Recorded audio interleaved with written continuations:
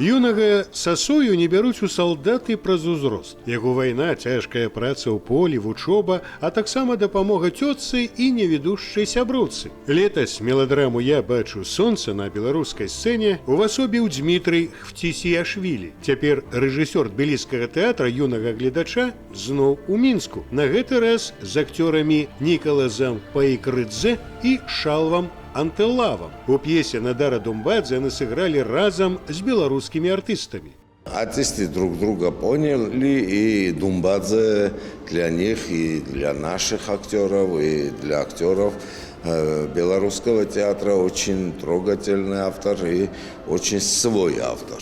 И это видно во время спектакля.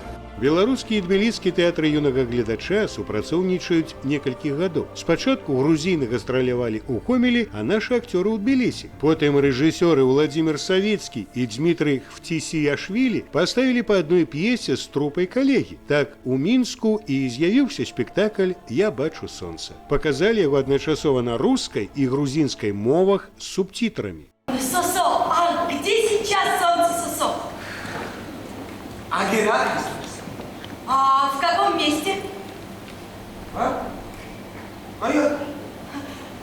Ну, если на черешне, то я вижу солнце. Нам хорошо известен материал, и, в принципе, реплики-то у нас одинаковые, поэтому, стараемся как-то контролировать друг друга эмоции, понимать по посылу. Главное то, что внутри. Меладраму «Я бачу сонца» з удзелам ужо беларускіх акцёраў плануюць паказаць у Тбілісі ў чэрвені.